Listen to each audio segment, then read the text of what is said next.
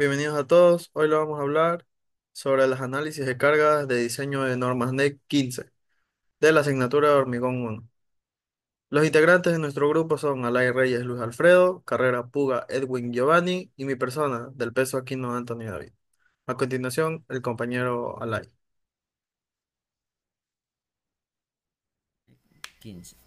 Tenemos como objetivo es optimizar el diseño y aplicar las normas NEC 15 para lograr un diseño estructural eficiente y seguro. Tenemos que reducir los costos, identificar y evaluar las cargas adecuadas para evitar sobrecostos y garantizar la seguridad. Es asegurar que la estructura cumpla con los requisitos de resistencia y estabilidad. Como definición general tenemos que esto es un análisis, exploraremos las diferentes cargas que deben considerarse en el diseño de la estructura según las normas ecuatorianas de la construcción NEC, desde la definición de las cargas hasta los tipos específicos de este estudio brindará una visión general del proceso de diseño estructural. Las cargas estáticas, estas se encargan y además son aquellas que permanecen constantemente en magnitud y posición a lo largo del tiempo, como el peso propio de las estructuras y los elementos que componen. Entonces tenemos lo que es las cargas dinámicas. Estas dinámicas son aquellas que varían en magnitud y posición con el tiempo, como las cargas de viento, sismo y sobrecarga de uso. Las cargas accidentales. Estas cargas son aquellas que no se esperan durante la vida útil de las estructuras, como explosiones o impactos. Aquí tenemos algunos tipos de cargas. En cuál son las cargas muertas. Este es el peso permanente de la estructura, incluyendo los elementos estructurales como pisos, techos y otros componentes fijos, que son las cargas vivas. Las cargas vivas es el peso de lo que ocupante mobiliario en cualquier otro elemento que puede variar durante la vida útil de las estructuras. Tenemos las cargas de vientos, es la presión ejercida por el viento sobre estructuras considerando la ubicación geográfica y las características del edificio. Eh, las cargas permanentes, estas son aquellas que actúan de manera constantemente sobre las estructuras, como el peso propio de los elementos estructurales y los materiales de construcción. Las cargas vivas es el peso de una carga permanente que se debe considerar en el diseño en el cual se apoyan sobre las vigas, y si las vigas soportan muros, el peso de estos se debe incluir como cargas permanentes. Tenemos carga en las columnas.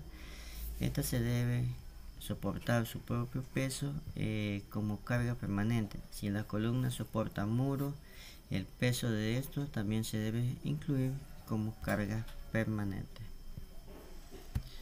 Eh, Tenemos aquí algunos diseños por resistencia y base de diseño.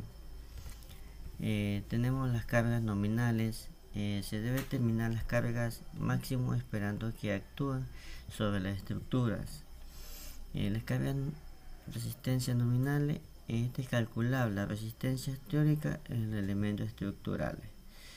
En lo cual aquí tenemos diferentes tipos de cargas de losa, en cual podemos identificar las unidireccionales y de dos direccionales, y las que son las losas mixtas.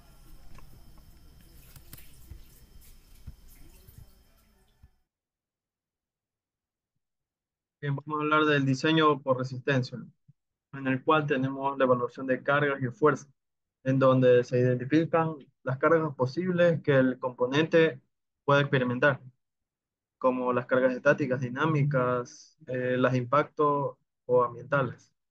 También la selección de materiales, en donde los materiales se eligen en función de sus propiedades mecánicas, entre ellas la resistencia de atracción, compresión, fatiga, flexión, entre otros, y su compatibilidad con las condiciones de operación.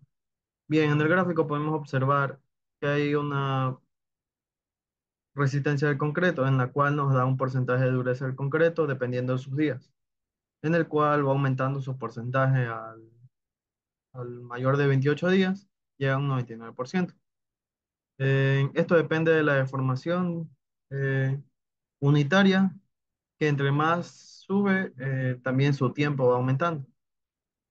Lo único que podríamos decir es que el porcentaje de dureza del concreto depende de ambos, de la deformación unitaria y del tiempo que esté pasando.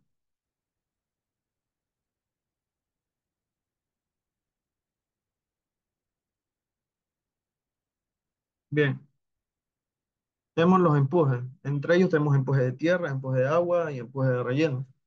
En el empuje de tierra, pues son fuerzas laterales ejercidas por el suelo sobre muros de contención, que consideran cargas permanentes de empuje. En el ejemplo podemos ver que el suelo está haciendo una compresión al edificio que está subterráneamente. Bien, en el empuje de agua, si hay presencia de agua, estas fuerzas hidrostáticas también se deben considerar como cargas permanentes de empuje. En este caso sería, o, por ejemplo, un tipo de piscina en donde el agua hace una presión tanto como al muro y el suelo también ejerce una presión. En el empuje de relleno, el peso y la presión del relleno sobre los muros de contención se incluyen como cargas permanentes de empuje.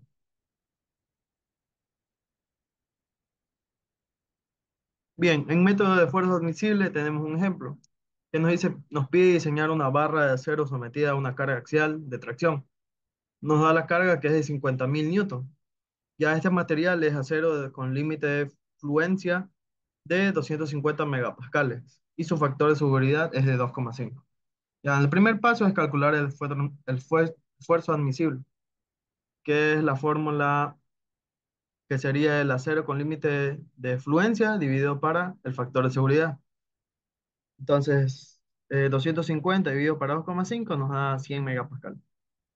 El segundo paso es determinar el área. Esta fórmula vamos a hallarla con la fórmula de esfuerzo admisible es igual a la fuerza dividido para el área.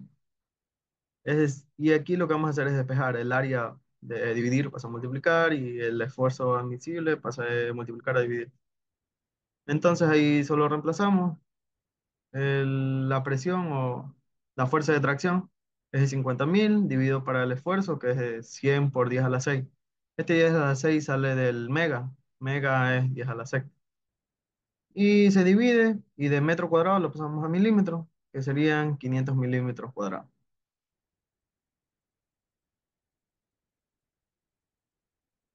Bien, en factores de reducción tenemos una tabla en la cual nos habla de secciones controladas por tracción, controladas por compresión, corte y torsión, aplatamiento de hormigón, zonas de anclaje y modelos de bielas.